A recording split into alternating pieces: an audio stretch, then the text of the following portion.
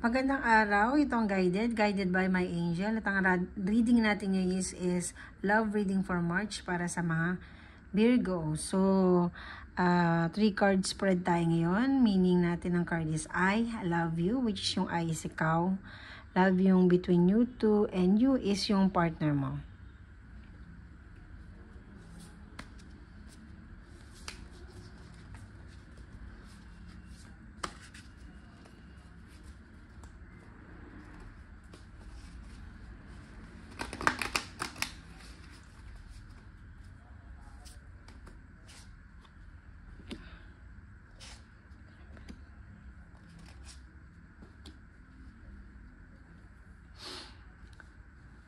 So, ikaw, Virgo, ngayon is,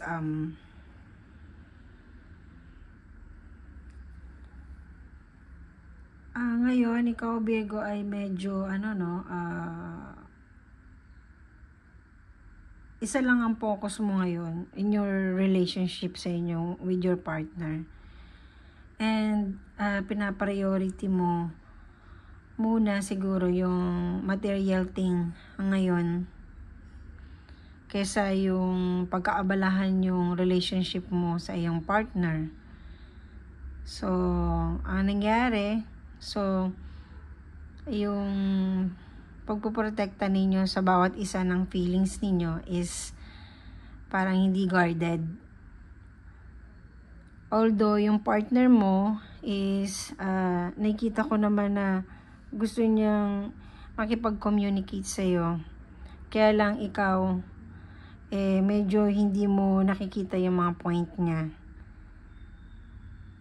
Which is, ikaw naman kasi nakikita mo naman na iba kasi yung point mo. So, hindi kayo nagme-meet ng mga point. Point to point. So, nandito siya sa kaliwa, nasa kanan ka. Nasa kanan siya, nasa kaliwa ka. So, hindi nyo ma-meet yung, ninyo. Although, nakikita ko naman siya yung gumagawa actually ng effort. Siya yung unang gagawa lagi ng effort, at ikaw naman is abala na mag-focus on material thing, o siguro improve more yung finances mo o yung ibang plano mo. So, kung meron siyang inilalatag sa'yo, hindi mo napapansin kasi may iba kang focus. And dahil nga doon, is hindi na ninyo nag-guard yung inyong puso o inyong relationship.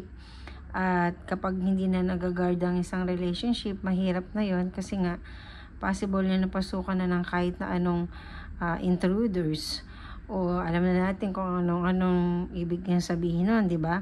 So, kapag parehas na ninyo, pag napagod na yung isa, possible na mag-give up siya in a other situation. Pero hindi ko naman nakikita na maghihiwalay ka or something ganon. Not this March, dahil March reading nga to. So, nakafocus lang tayo sa March. And, para sa mga single naman, is, more on financial, ka muna ngayon. Gusto mo muna maging stable bago ka manligaw. O, bago ka pumasok sa isang relationship. Is gusto mo na maging stable ka muna financially at matapos mo muna lahat yung mga goal mo. And although merong nagpaparamdam sa'yo, at kung babae ka, may nanliligaw na sa'yo, siya ngayon. But siya na, actually,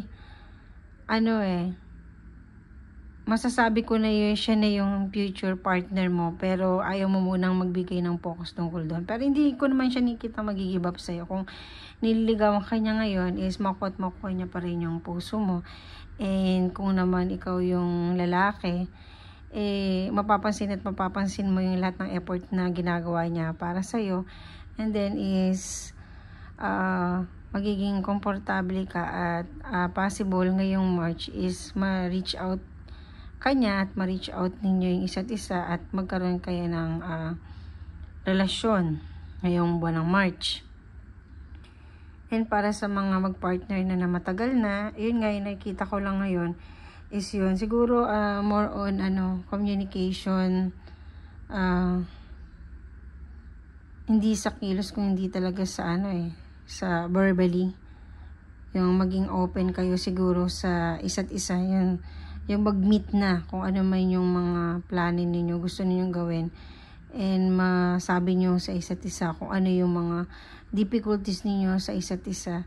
Kasi kapag sinabihan mo siya ng ganito, and then ikaw din ganun din niya yung babalik niya sa'yo, so in a negative way, hindi maganda yon. Kung positive naman yung ibalik niya, and then balik mo is positive, mas maganda yung relationship na yan. So dahil matagal na siguro yung relasyon ninyo, kaya wala na kayong security talaga sa isa't isa, kasi tiwala naman siya sa'yo, tiwala din naman siya, at tiwala ka din naman yan sa kanya. So ano ba yung pinaka parang pwede nating spell sa inyong dalawa para mas ma-improve ninyo yung relationship ninyo?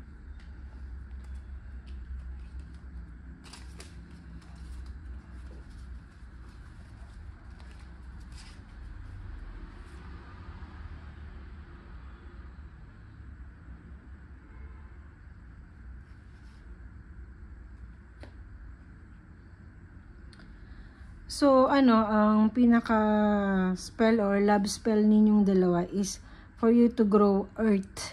So, ikaw mismo siguro, bumili ka ng halaman, magtanim ka ng halaman, yung bulaklak, and then, ilagay mo lang siya sa, labas ng bahay or yung front ng bahay ninyo.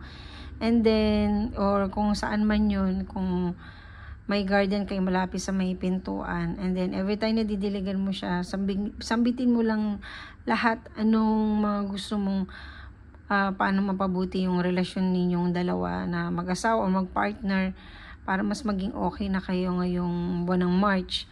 Dahil kung magkakaroon pa rin kayo ng mga indifference ngayong March na to, which is malungkot ang magiging pagsasama ninyo ngayong March, at lagi ka na lang makakaramdam ng hindi ka komportable sa partner mo.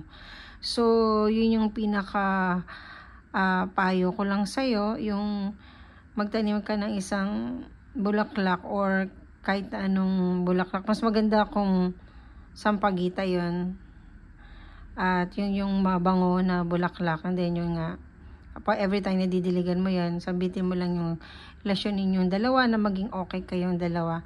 And by the end of March, kung magagawa mo yun, magkakaroon ng isang magandang improvement sa inyong dalawa, at mag-open ka at mag-open din siya sa'yo. At para sa mga single naman, is mas ma-clear sa'yo sa puso mo o sa mind mo kung ano yung mga dapat mong gawin para mas ma-attract mo na yung iyong future partner. So, yun lang yung love reading ngayong buwan ng March. Mga Virgo, maraming salamat and God bless.